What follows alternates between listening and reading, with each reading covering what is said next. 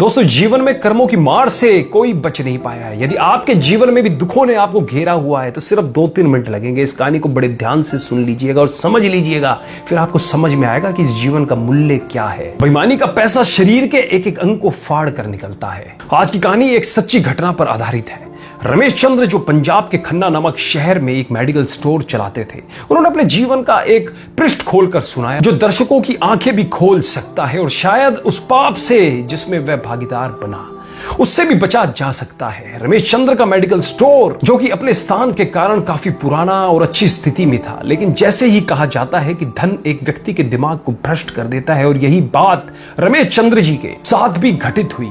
रमेश जी बताते हैं कि मेरा मेडिकल स्टोर बहुत अच्छी तरह से चलता था और मेरी आर्थिक स्थिति भी बहुत अच्छी थी। अपनी कमाई से मैंने जमीन और कुछ प्लॉट खरीदे और अपनी मेडिकल स्टोर के साथ एक क्लिनिकल लेबोरेटरी भी खोल ली। लेकिन मैं यहाँ झूठ नहीं बोलूंगा, मैं एक बहुत ही लालची किस्म का आदमी था, क्योंकि मेडिकल फील्ड में दोगुनी नहीं बल्कि कई गुना कमाई होती है। शायद ज्यादातर लोग इस बारे में नहीं जानते होंगे कि मेडिकल प्रोफेशन में 10 रुपए में आने वाली दवा आराम से 70-80 रुपए में बिक जाती है। लेकिन अगर कोई मुझसे कभी 2 रुपए भी कम करने को कहता तो मैं ग्राहक को मना कर देता। खैर, मैं हर किसी के बारे में बात नहीं कर रहा हूं, सिर्फ अपनी बात कर रहा हूं। और यहां इस कहानी में भी हम किसी और को दोष नहीं दे रहे हैं, बस एक कहानी के माध्यम से आपको समझाना चाह रहे हैं।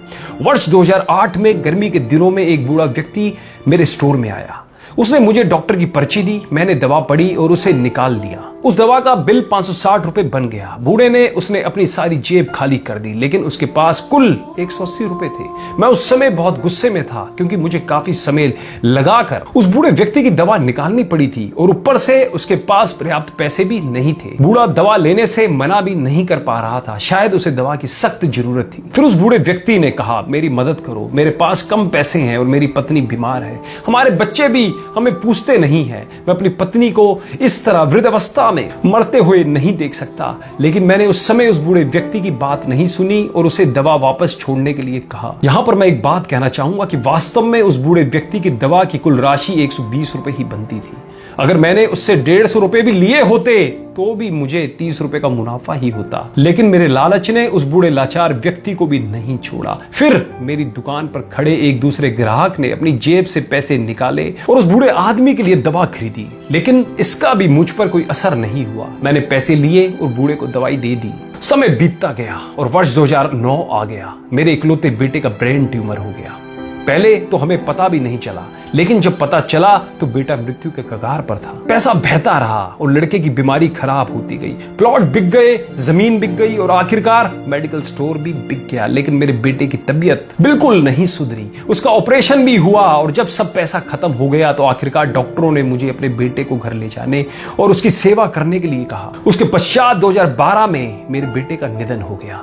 मैं जीवन भर कमाने के बाद भी उसे बचा नहीं सका। 2015 में मुझे भी लकवा मार गया और मुझे चोट भी लग गई। आज जब मेरी दवा आती है तो उन दवाओं पर खर्च किया गया पैसा मुझे काटता है, क्योंकि मैं उन दवाओं की वास्तविक कीमत को जानता हूं। एक दिन में कुछ दवाई लेने के लिए मेडिकल स्टोर पर गया और 100 रुपए का इंजेक्शन मुझे 700 रुपए में दिया गया। लेकिन उस समय मेरी जेब में 500 रुपए ही थे और इंजेक्शन के बिना ही मुझे मेडिकल स्टोर से वापस आना पड़ा। उस समय मुझे उस बूढ़े व्यक्ति की बहुत याद आई और मैं घर चला गया। मैं लोगों से कहना चाहता हूं कि ठीक है कि हम सभी कमाने के लिए बैठे हैं, क्योंकि हर किसी के पास एक पेट है, लेकिन वैध तरीके से कमाएं, ईमानदारी से कमाएं। गरीब लाचारों को लूट कर कमाई करना अच्छी बात नहीं है, क्योंकि नर्क और स्वर्ग केवल इस धरती पर ही है, कहीं और नहीं है। और आज मैं नरक भुगत रहा हूं। पैसा हमेशा मदद नहीं करता, हमेशा ईश्वर के भय से चलो, उसका नियम अटल है, क्योंकि कई बार एक छोटा सा लालच भी हमें बहुत बड़े दुख में धकेल सकता है। जीवन शतरंज के खेल की तरह है